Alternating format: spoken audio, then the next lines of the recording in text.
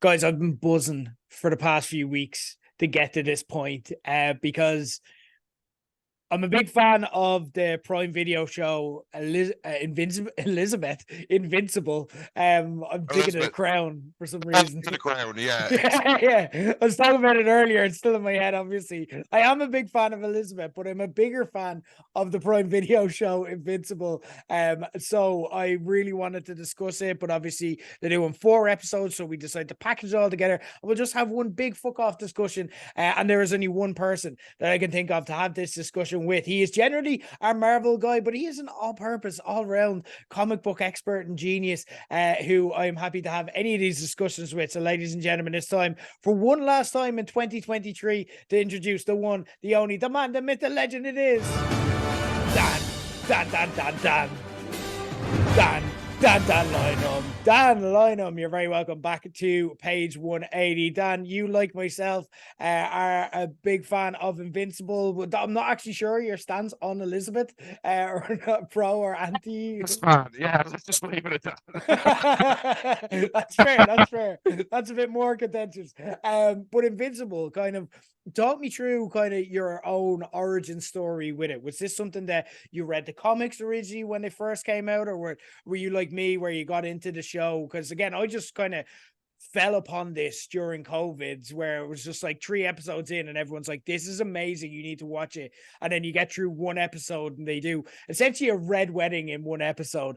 And then you're like, okay, this show is different. What was your kind of origin with Invincible and where are you at with it? I was lucky enough to be reading Invincible from day one. So I got into it when it was released back in the early 2000s, and I was fortunate enough to get a lot of wrestlers into Invincible. One being Madman Manson. Nice. He knows I gave him a copy when we were on one of our infamous tours. Amazing. He became an instant fan. But with the comics, there was definitely something about them that was absolutely excellent from the get-go, and the continuity that the show follows versus the continuity that the comics follows is quite different. Literature usually taking its time a lot more with this sort of stuff, but Invincible was a great example of that. And then at the start, Invincible was just a really, really good superhero comic that really did what people hadn't done in years, and it was to focus on the personal side of the superhero, which obviously Spider-Man's very famous for, but this really took it to a new level with like a really modern twist and like the pressures of modern life at the time. And we had no idea what was coming with Invincible, being the stuff with Omni-Man that we saw play out in the first episode of season 1, because that didn't happen until, I think, if my memory serves me correctly, like the 8th issue. So we had a lot of stuff going on there. And then a lot of the revelations and a lot of the stuff that we've seen in this season, we're talking about issues and issues and issues down the line, with a lot of other stories unfolding before we even got to the point where we are now. So even though with Invincible, it's one of the kind of comics that follows the source material very closely. It's doing its own thing. But like, to get back to your question, yeah, I've been an Invincible fan since day one. Always been a mad patron. I've collected all the trade paperbacks as they came out. I wasn't collecting weekly issues at the time. But it is probably in my top favorite continuous comic books of all time. And my only gripe with the comics was the plan was originally to do a continuous series, but they concluded it. So going forward with the show Invincible, we know where this is going to go and we know how it's going to end, which is very exciting because, my God, if you like Invincible, I'm going to say something kind of controversial. Okay. Don't read the comics. Okay. A lot of stuff happens that is going to blow your mind. You think the end of episode 1, season 1 was bad with Omni-Man killing the Guardians of the Globe? Forget about it. You are not ready for the shit that's coming. You can't prepare yourself. You think you know what's coming. You have no idea. Okay, I love it. You're getting me so excited because I did start the compendium and then I was like, do you know what? No, I actually, similar to what you've just said, I was like, I actually don't want to ruin the show because the show, and it goes to its own beat, as you say. So yeah, no, very excited. And that's the thing you get when you talk to Invincible comic readers. You're like, because the show, the one thing about it is it happens at such a breakneck pace. Like there's so many things often going on that you're almost like, just slow down, guys. And it's not even a criticism of it, but it's like, you know, you just want to kind of get in with the characters and kind of, you just want things to be normal for an episode. It just never is. Things always Yeah. get more and more fucked up. But then the one thing you hear when you talk to comic book readers such as yourself is like, it's just getting started, man. And you're like, what the hell? So much has happened. It's how can this get more extreme? But very exciting stuff. And guys, just for the record, we'll kind of clarify how this is going to work, because obviously we are going into the spoilerverse one last time for 2023. But guys, the bit of a change up to how we're going to do spoiler rules here. So if you've watched the show, there we will talk about everything that has happened in the show to date. We may refer, as Dan has done already, to kind of similarities in the comics or maybe differences in the comics, but we're only gonna talk up to where the show is in terms of the plot. So we're not going to be giving away anything that happens in the comics afterwards, because this has been mapped out. Also, for that reason, it kind of makes speculating on where the plot's going to go redundant, because like I'm just going to be sitting here getting it wrong, and Dan's just going to be sitting there going, nope, no, that's not where it's going to go, which is already happening in this series, which is kind of why we love the show. But we're going to discuss the first 4 episodes, which have obviously all been released now, and then the next 4 episodes are going to be released early 2024. We don't have a release date yet. Prime Video have broken them up for the purposes of obviously spreading out content due to the writer strike, with a lot of delays in that, and that'll be something we'll discuss. But guys, if you're not looking to get spoiled for the show, don't go any further. Go away, watch the 4 episodes, watch the Adam Eve special as well, which is excellent, and then come back to us and listen to what we have to discuss. But before we get into the discussion, as we always do, we're going to recap where we were. Don't worry, we're not going to go full all recaps for every single episode, but we will recap season 2, part 1 so far. And in episode 1, a lesson for your next life. Scientist Angstrom Levi tries to avoid alternate realities where Invincible joins omni-man to bring forth the end of society as we know it in devastating circumstances by enlisting the help of our favorite clones since Avril Lavigne's the Mauler twins. That goes tits up when a still grieving Mark stops them, causing Levi's machine to explode,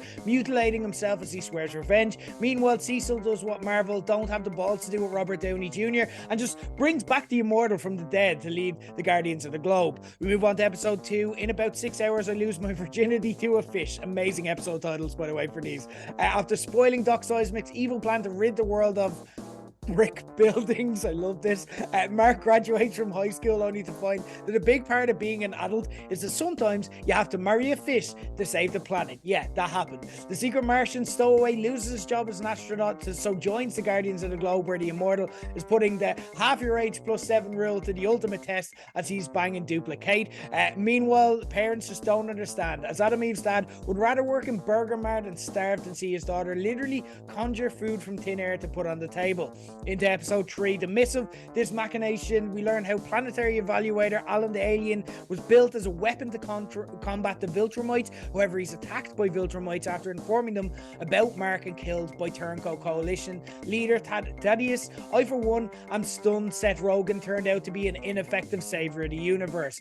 Debbie gets blacklisted from her superhero spouse therapy group after one member discovers her husband is the reason they have a therapy group to begin with. It was a totes Aki Bomo. And Mark loses his virginity to Amber, but barely has time to enjoy a post-coital smoke before he's called away on a mission to help save the planet Traxa. But it turns out that Nolan is the new ruler there and wants a bit of quality father-son bonding time, which leads us on to episode 4, the amazing It's Been a While.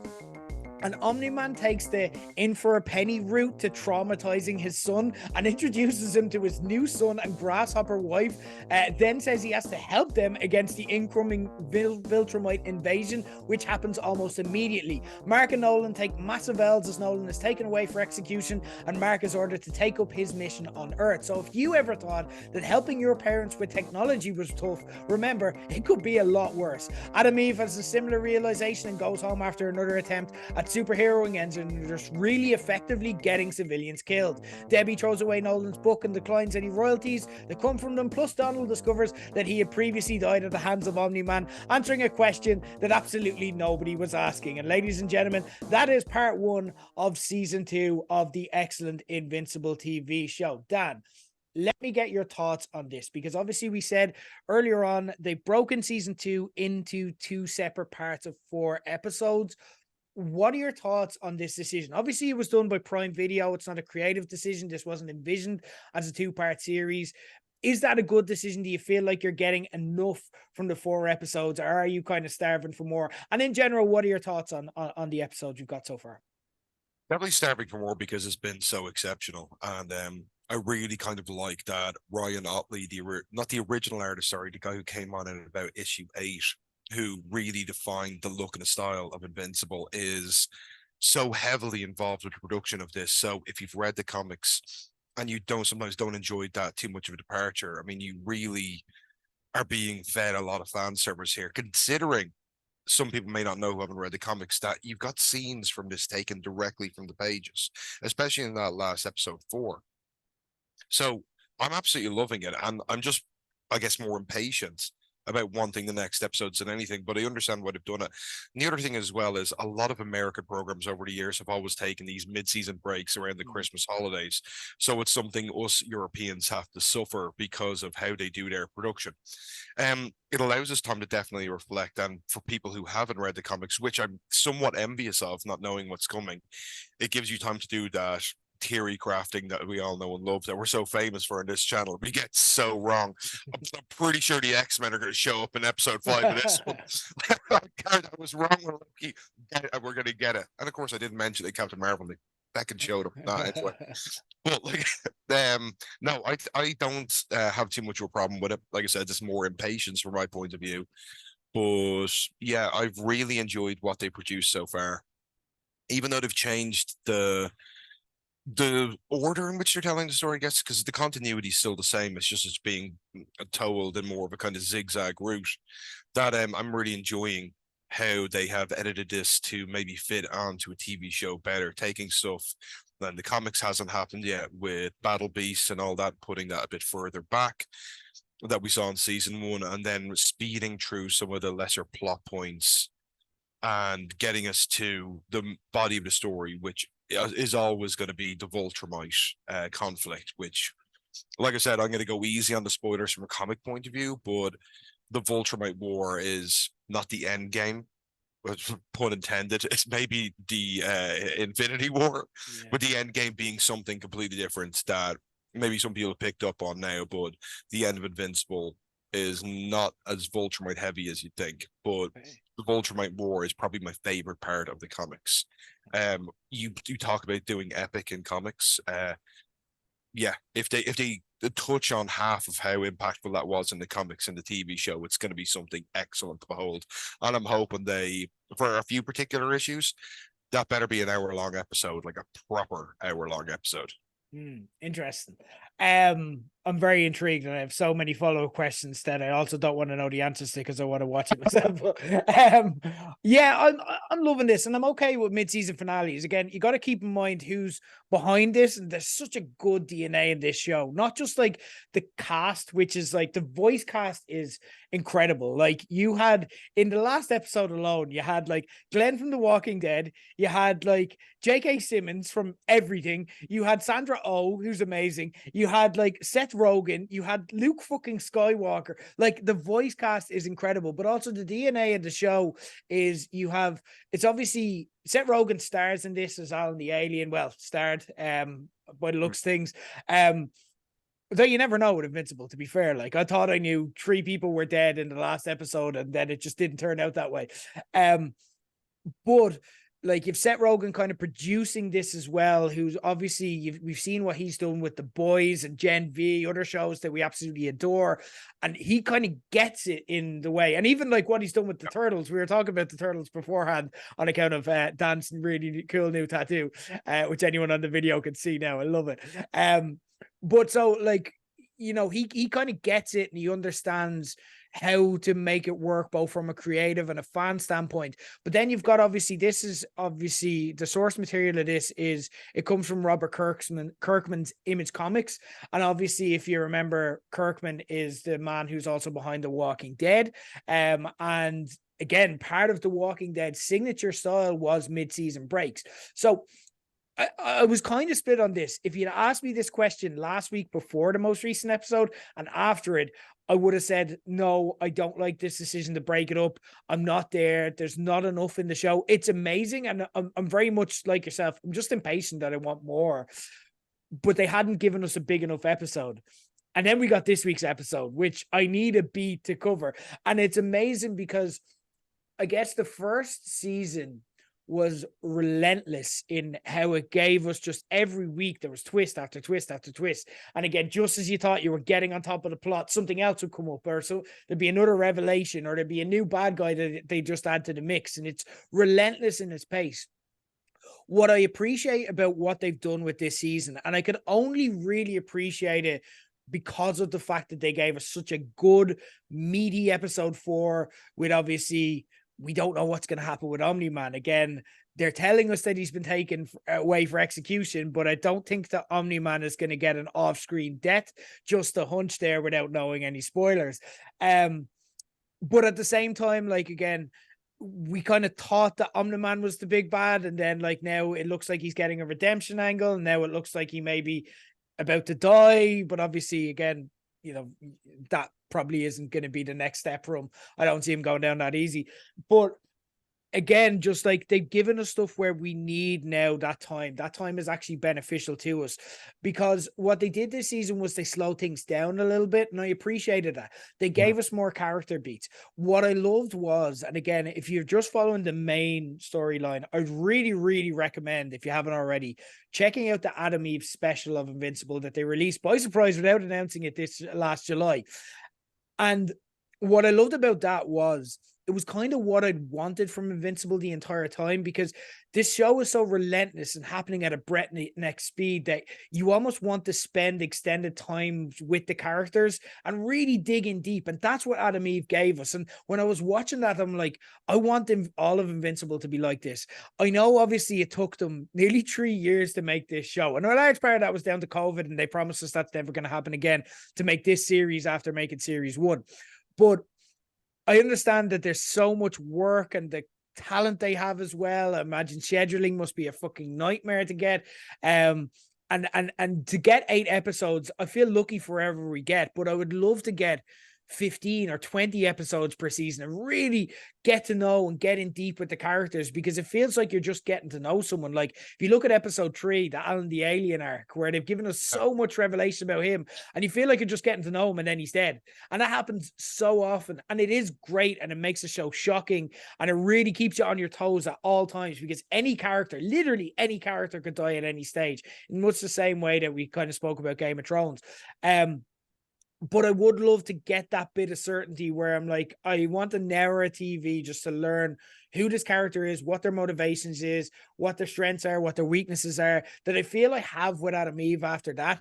But I don't feel that I have necessarily with every character. So I've appreciated this season slowing it down quite a lot. They're getting in quite deep. They're putting a huge focus on the grief of Mark and Debbie and how that changes them fundamentally as people. I understand that we're getting a lot more Debbie than we would have gotten the comics, and they're giving her a bit more development.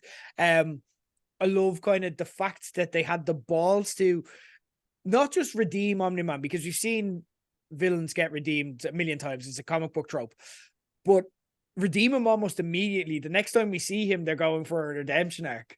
And I love the fact that they're just keeping us on our toes and not even letting him have one full episode, be a big bad, before kind of trying to twist things up. But what are your thoughts on kind of the show slowing down and being in this season a bit more character focused? Is this something you're into? Is this something you want more of? Or is this something that, you know everything's to come, you know how much action, and you're like, no, get to that? Or how are you feeling about this? I like it. I mean, character development in comic books is core. We've talked about this in some of the podcasts before, that people just see sometimes comic books, especially the literary medium itself, as something that's just action after action after action, which is not the case at all. In fact, a lot of like the major comics where there's these big fights, they're very character focused, very driven. There's a lot of internal monologue.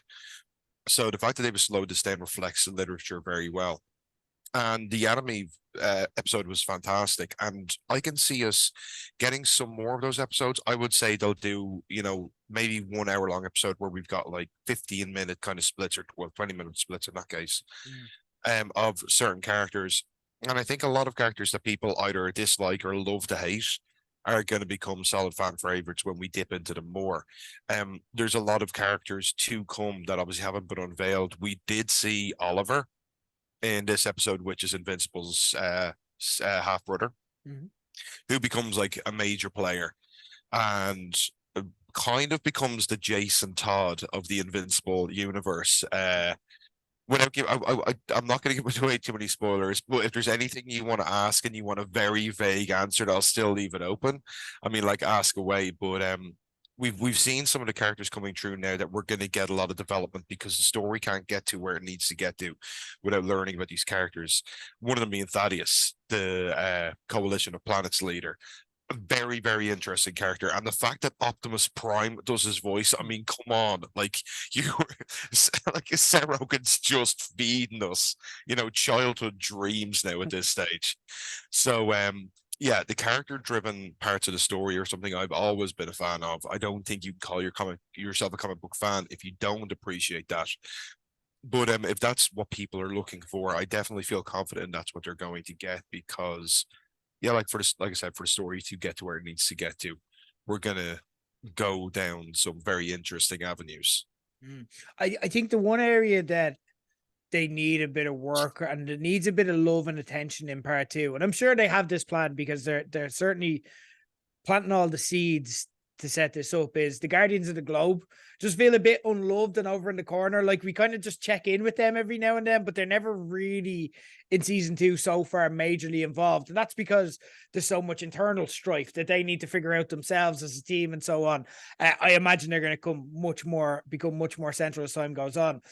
What is your kind of favorite strand of the Guardian of the Globe drama? And again, you don't have to give away any plot, but you can kind of just tip your hat to what you're looking forward to seeing the most. So we have, like, at the moment, the plot strands they're kind of teasing are the Immortal versus Rex. That tension there. You have Robot struggling in his new body. You have the Shapesmith, obviously, coming from the stowaway Martian, being inspired by the old Guardians. What is the most intriguing plot point, and especially what are you looking forward to seeing the next stages of with your comic knowledge? Monster Girl and Robot is going to be something to keep a massive eye to. Whether they go down that route, I don't know, because once again, without giving anything away, and the beginning of the third quarter of the whole Invincible story in the comic books, they went a bit experimental with some of the story, and it wasn't received very well by the fans with the comics at the time. However, it was a very crucial point. So I think they're going to go with that story. I think they're going to change it. So I'm really looking forward to seeing how they approach the Rudy Monster Girl sort of setup and Monster Girl's backstory, which you're going to explore, which would fit perfectly into one of those 20-minute specials, is going to be an absolute heartbreaking one. So I'm looking forward to them doing what they did in the comics and bringing that to the screen. Another one, of course, if you know the comics, and I'm going to give a spoiler, but I'm not going to say how it happens because it's really, really going to intrigue people. Bulletproof, who just joined recently in one of the most recent ones, he's come in as the kind of damage control guy because Guardians are obviously underperforming. But Bulletproof, and if you want to, like I said, spoiler incoming, guys, Bulletproof eventually becomes invincible. Okay, that's big. Yeah, now this is down the line. We're talking about season 5. I'm not going to say how it happens, why it happens, but Bulletproof, yes, the guy in the yellow and the green.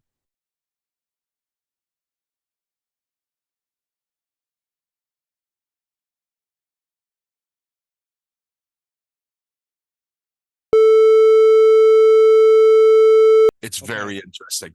He's another one to keep an eye on. Very interesting character. Okay, I may beep that out because that is a lot. Here's the thing. You think it is, but without giving away too much, it's not. But beep it out if you want. But yeah, it's I don't think it's gonna be as big a spoiler as one, and I don't think people are probably making it mind. Okay, so this is gonna happen or that's gonna happen. It's not.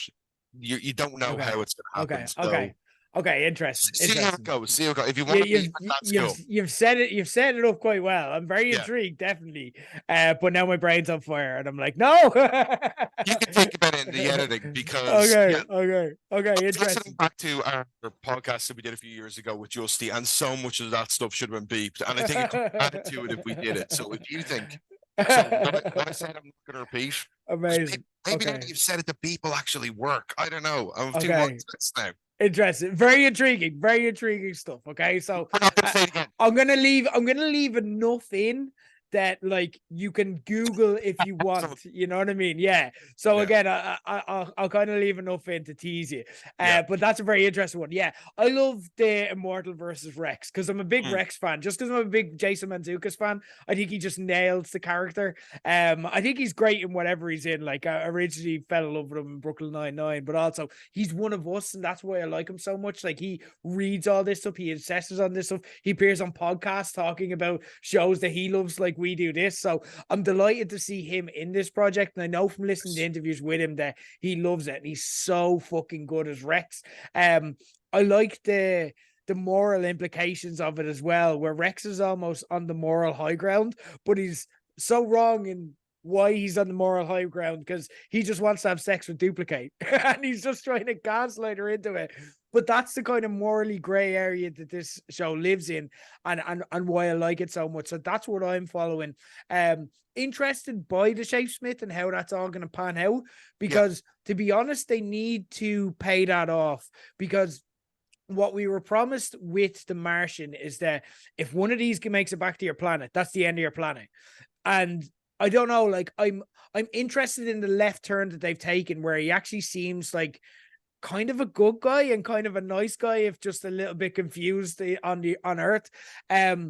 But also I do want to see what that threat was, because I want to see that storyline paid off, because that was a big twist in season 1 that was just kind of left there. And now that they're kind of playing with it and picking the ball up again, I don't want to see them just make him into a nice guy, because then what was that episode about, and what was that threat about? So very intrigued to see where that goes.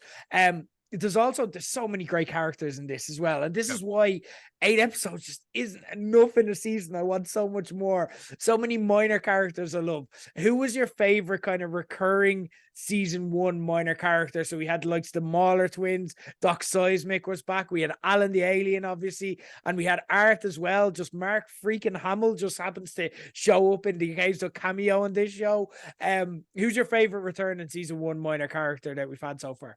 I've got several. I mean, I love Alan the Alien, and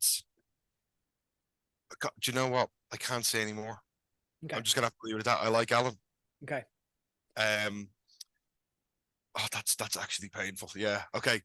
I'm gonna move on because it's I'm gonna stuff out that I shouldn't. The Mauler twins are excellent. The Mauler twins have always been that kind of character in the background that facilitates so much movement. We've seen obviously the arrival of Angstrom Levy, who is just a fan favorite character, and his story is excellent.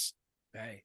And once again, you want to talk about epicness. What he provides the story is right now. People listening, just come up with the most ridiculous scenario you can come up for Invincible that doesn't involve a crossover, but something that's in the realm of possibility in this universe, and just envision what that can be. And if you haven't read the comics, the stuff that's going to happen exceeds what you're thinking. Like they really go like down the rabbit hole with some of the stories in Invincible. But at the same time, I think why it was such a popular comic book and so well received by the fans is as extreme as they go, and as extreme as they've gone in the TV show, especially like, making the main character's dad seems like the ultimate villain, and then having him pummeling his son to near death. They go out of the box a lot, but it always fits. And just when you think, okay, they're not going to do that, they're setting it up, that's interesting.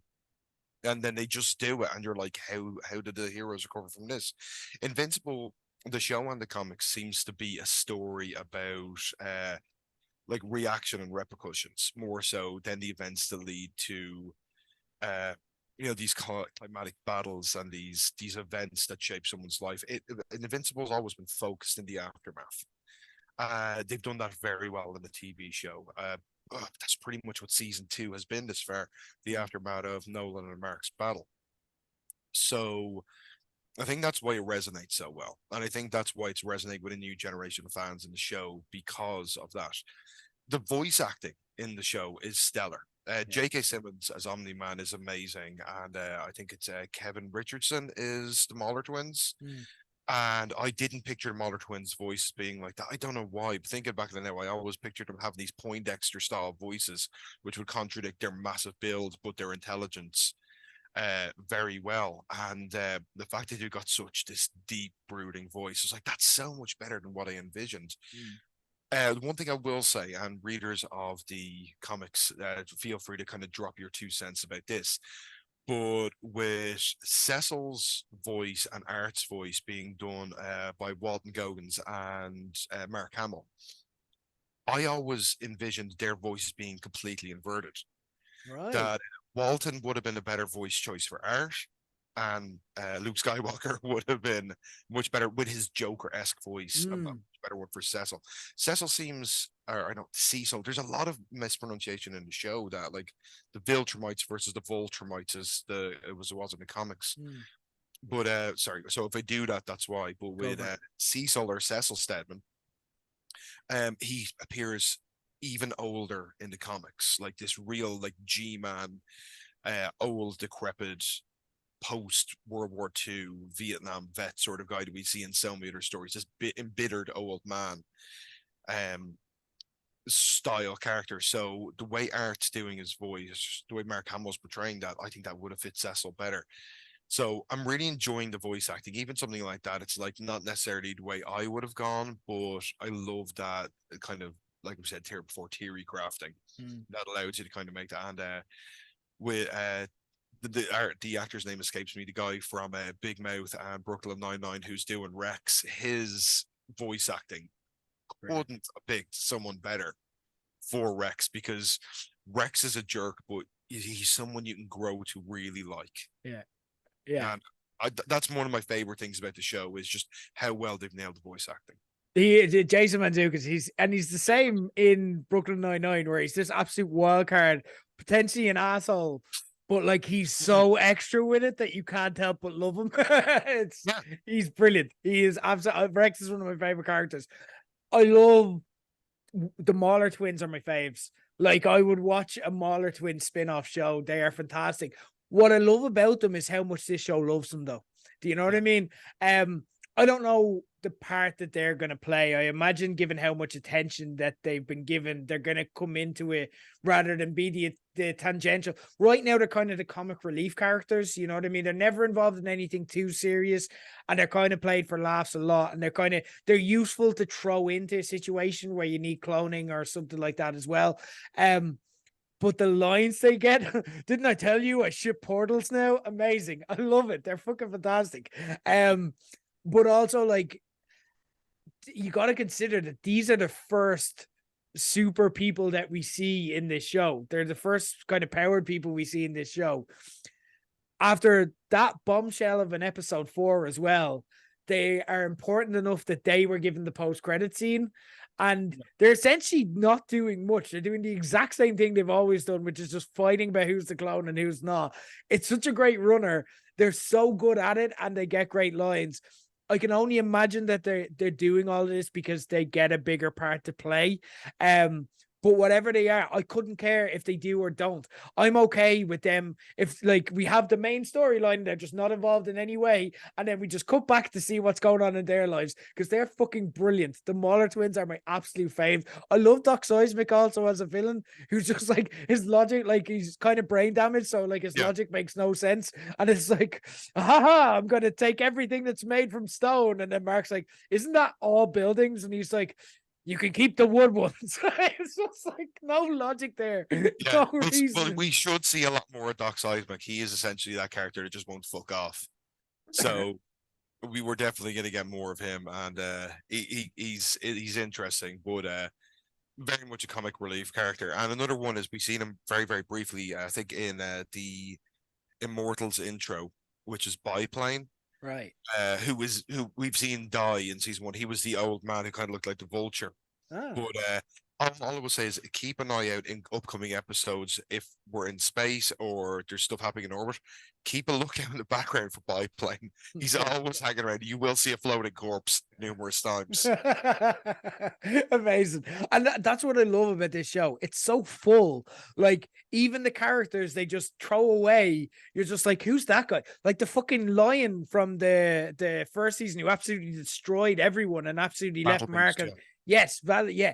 absolutely amazing, and they've just never referred back to him. And I'm like, he's the biggest villain. And yeah, obviously, Yeah. I think he's definitely coming back, but like, it's just thrown away, and you're just like, holy fucking shit, I want all of his story. I want like individual episodes and series for so many of these characters. We're being spoiled. It's incredible, and we're getting like this A-list voice cast as well. Love this show.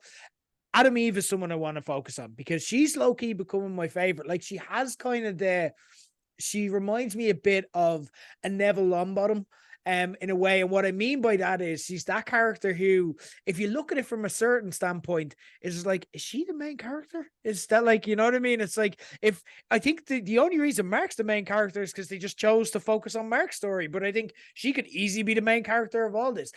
Interesting development this season, because she is now seemingly designed to suffer in every dimension. Obviously, we saw the last one, she had the fight with Kilcannon, and that was a throwback obviously to her standalone episode, because he's the first villain that she had a proper fight with.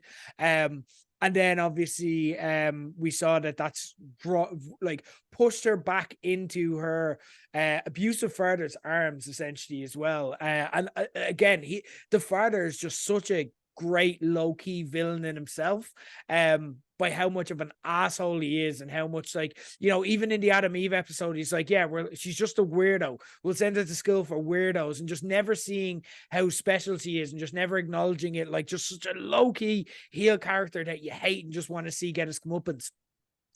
But then also in every dimension, like in the first episode, you had Mark paralyze her, like, and then be like, looking good, Eve, you know what I mean? And then he's like, I'll come back and visit. And just such a devastating turn. It seems like she's the character to suffer. What I'd ask is, what would be more devastating for her? Is it the prospect of being paralyzed by Invincible, only for him to come back and visit and continue their friendship? And let's be honest, there was a rapiness to that scene, is all I'm going to throw out there. Like, it was disgusting. It was great heel work, and I'm glad they didn't spell it out for people, because I think doing so would have made it disgusting and actually genuinely off-putting. But that threat looming there just made it so evil and ominous and just horrible. Do you think that was worse, or having to go home and like kind of admit her father was right? What's more devastating for the character of those kind of two horrible turns we've seen for Adam Eve? Well, we've seen obviously that like we've explored this element of a multiversal context in the Invincible now. Like, they have that, especially with Angstrom's powers. So, and it's been implied that, you know, there's very few good Invincibles out there. So, especially with Angstrom saying that, like, you know, a lot of his extra dimensional people have, like, you know, been put up against like a world where like Invincible is not a good guy. I mean, they do say that like Vulturite DNA is so pure that basically when they cross with humans, that the humans are closer to Vultramites than humans themselves. And our mark is one of the standout ones. So that in itself is terrifying. Like, a lot of the other multidimensional worlds in Invincible seem to be quite terrible. So, you know, you do have the like Vultramites are horrible people, and I'm gonna try and stop referencing the comics as much as I can, because I'm doing a disservice to myself by getting myself too excited, and then I have to stop myself from saying certain things. But without it being too much information, that the more Vultramites we come across, that we've been introduced to a few in the last episode, they are deplorable people. Like, they're not just conquerors; they are rapists. They are, like, you know, like torturers. Like, some of the stuff that is going to happen is horrible. So, because that maybe existed in a different dimension, we have no idea following up on how that version of the evil Mark is going to approach things.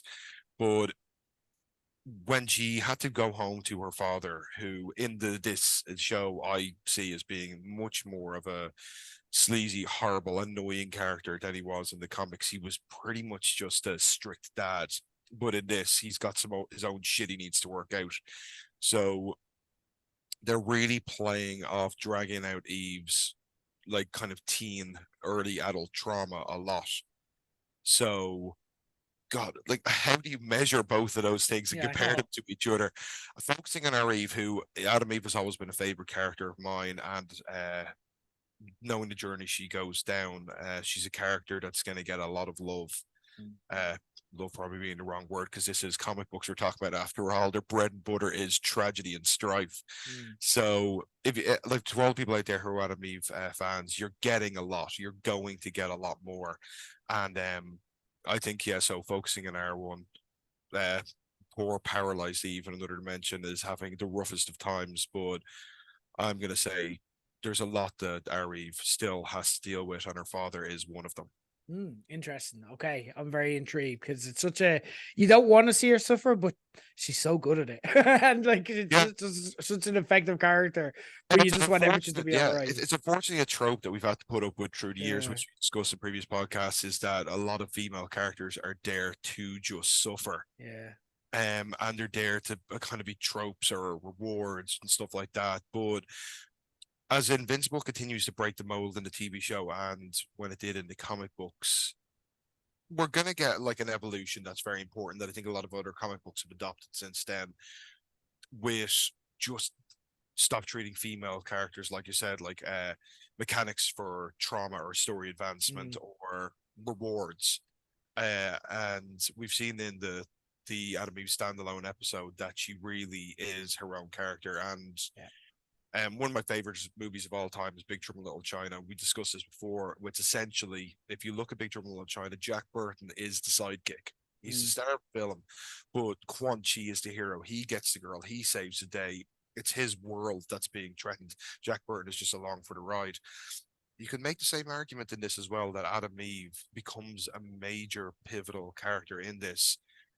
And Mark is actually the character who is going to be dealing with a lot of the trauma, the way in traditional media would be inverted that the female character would usually have to put up with.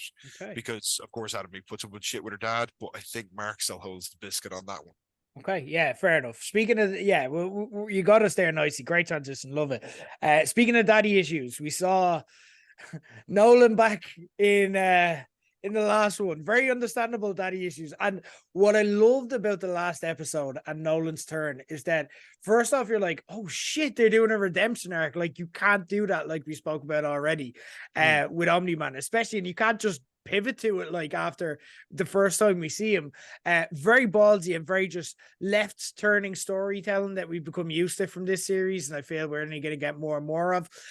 But what I liked as well was that he's still a dickhead. You know what I mean? At the very least, he's not like he has gone on this emotional journey since the end of season 1, and they did bring us up to speed. And I'm fine with everything that they did. But also what I like about it is the best case scenario and redeemed version of him is still an asshole dad who just didn't even apologize. At no stage did he even say sorry. He tiptoed around it at best for what he did, killing thousands of people. He's just like, yeah, okay, I was wrong, deal with it. Yeah.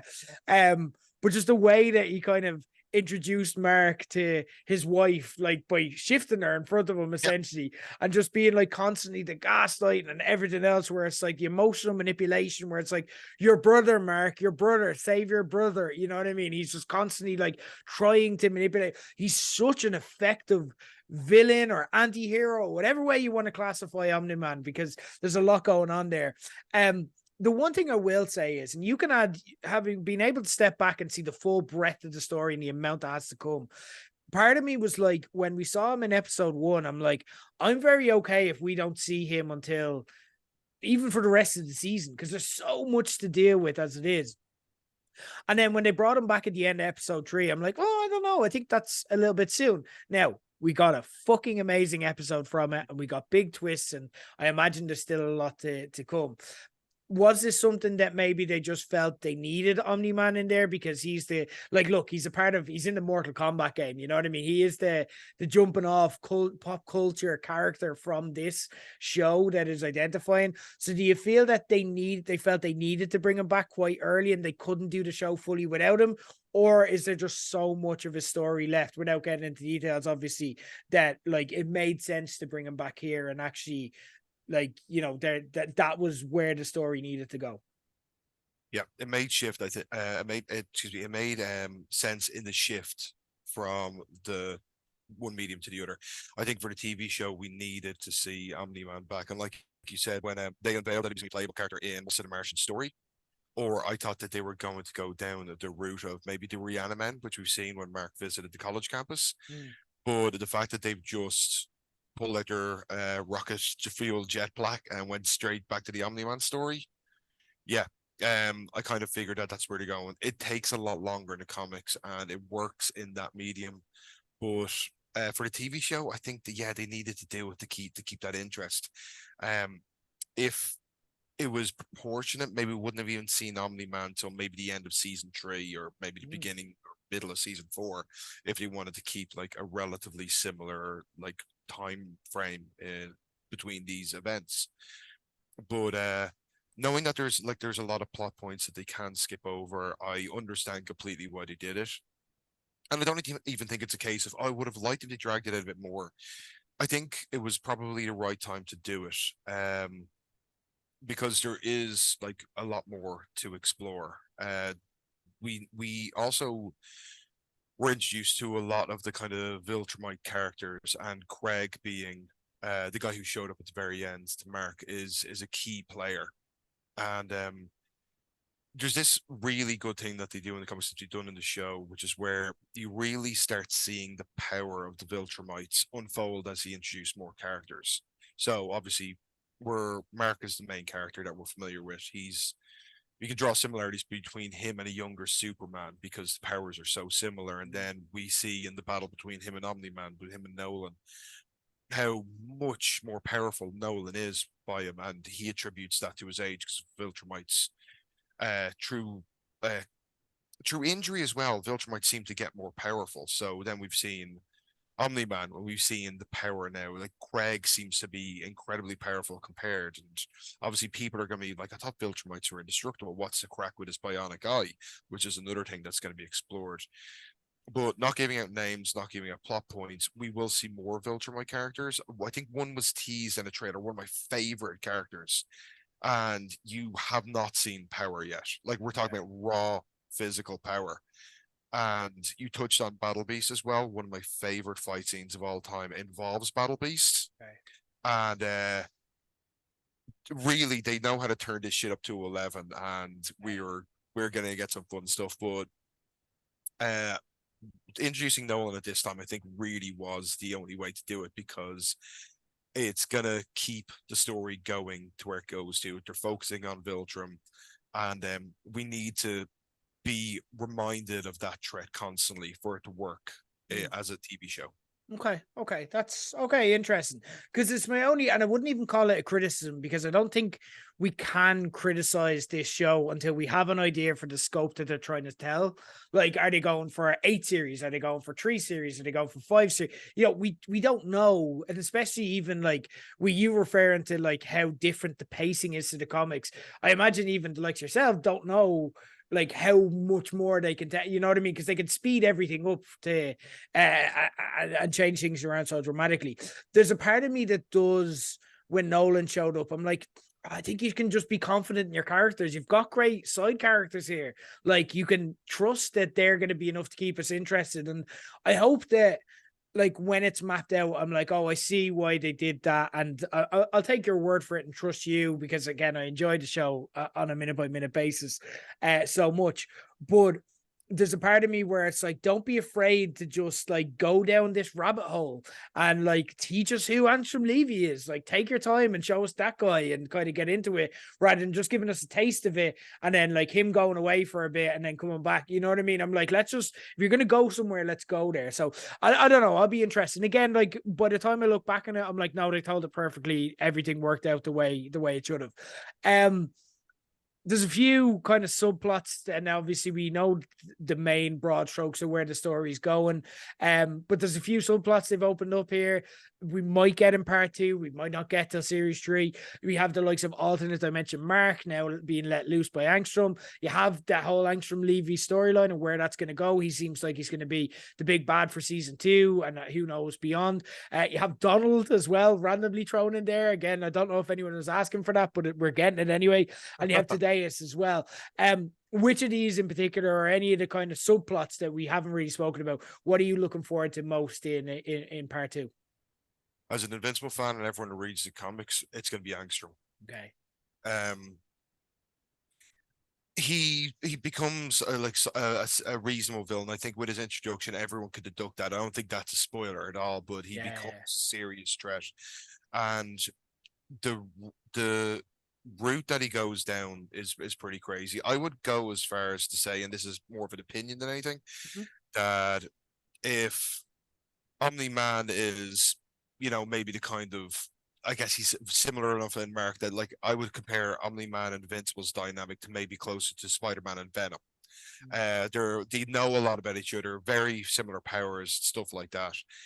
With the Mauler twins is kind of a Riddler to Batman. He's always in the background, he's always conniving, but when they want him to do something grand, he has enough power to be pulled out and to do that stuff like that Riddler's last laugh or whatever that comic was 2 years ago. And then of course Hush, he has the power to be a reasonable villain, as do the Mauler twins, but most of the time they are just a mechanic to get to the next part of the story. But Angstrom, if you were to make comparisons, Angstrom is like the Green Goblin to Invincible Spider-Man. Okay. There's a lot on, there's a lot of recurring, there's a lot still to be developed. So I want to see where they go. And you talked about like series with this, and I like just looking. I'm reading back through Invincible.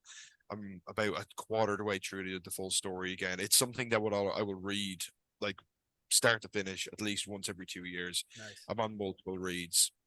But for them to get in everything they can and really squeeze it down and cut out a lot of the chaff, get it into that format, realistically, we're looking at a minimum of 12 seasons, a maximum of close to 20. So, I mean, that if people are loving it and if the funding's there and it continues there and they correct some of the story points that they kind of missed in the comics, they can do that without it feeling like it's dragging on. Because, like I said, and some of the, I'm assuming there's going to be a lot of the comic fans reading this that you guys know what's coming, and they haven't begun even setting some of this stuff up yet.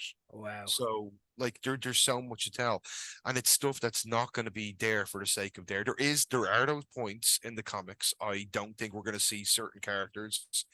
There's one character in particular that is kind of important in the comics that I think that they're going to put his story on another character. Okay. And he's because a lot of pictures have been flying around now. People who are watching the show, and they're like, how is this going to happen? What's this? Why does that character look so stupid? But there is one character called Dinosaurus. I don't think we're going to see in the show. Okay. I think all his plot points are going to be put onto another character. I could possibly see that character being Angstrom. Because Dinosaurus is just so hokey, and it was introduced as comic relief, and who was doing the main kind of story writing at the time. I think he got a bit carried away with that, and now unfortunately was in a period where the fans weren't really feeling parts of the story. But his story is still relatively crucial to where it needs to get to. So yeah, we've got a lot of content that can still be explored, and like I said, without things feeling like they're too stretched or too overplayed. I mean, we've seen what happens. You keep mentioning Game of Thrones. They sped that stuff up in the last 2 seasons so quickly that it hurt the show more than anyone could have ever predicted. And to get to where Invincible needs to get to, they may feel compelled to speed things along. So far, the pacing's been good, but I just hope they take their time because they have something on their hands that could become like a genuine franchise that can compete with the likes of Marvel. Because Image has always been the redhead stepson of the comic world.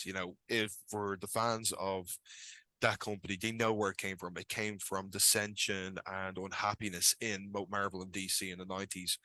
And these breakaway outlaws decided to write the stories that they felt they wanted to read. And it was a massive success. And Invincible they realized they never had a poster child. Some people would argue it was Spawn and stuff like that for Image, but I mean, Mark actually has the Image logo on his gear. Like if you look at his mask, the circular image here, and then that's the Image eye, the logo. So this show could be a catalyst into the Imageverse. We could see a lot of stuff. They're talking about a new Spawn movie. They're talking about bringing back the Spawn animated series, Super Patriot, Savage Dragon, all these other characters. we could see something big happening here. And as much as we've got the Snyderverse and the DC Extended Universe, and we've got the very convoluted Marvel MCU right now that looks like it's getting back on track, why don't Image just go down the same route? But why don't they keep everything animated in this format? They can do it. And Invincible could be the Iron Man of this. And they don't have to kill him off. They can just keep things going. And like the comics are pretty full, but I can see them expanding beyond that. Okay, interesting. I'm super intrigued. Could go 12 seasons. You've made my day. Minimum 12. Minimum. Yeah, minimum Yep. 12. Amazing. You've made my day if that's the case, because I would love this. And you know what? I don't think they're going to go the Game of Thrones rush route, because I think you have Seth Rogen at the back of this, and he's a fan, and he's the type of person who wants to do it the right way. And that's why we're loving this content from this and the boys and everything else. So I trust the brain trust behind this. I trust Robert Kirkman has learned a lot of lessons from The Walking Dead as well, which again kind of righted the ship towards the end, but there was a really, really bumpy middle there. So I think, you know, there's the right people behind this, and very exciting times indeed. And of course, Dan, I would be honored to discuss this further with you as we come back in 2024, and as part 2 comes back. Absolute pleasure on behalf of myself and on behalf of all of our listeners or viewers, wherever you consume this. I want to say a big thank you for all your contributions to Page 180 this year. You've absolutely helped build and enhance our fandom and knowledge of all these kind of stories, and it's been a pleasure to have you. I can't wait to continue our discussions in the new year. Looking forward to it.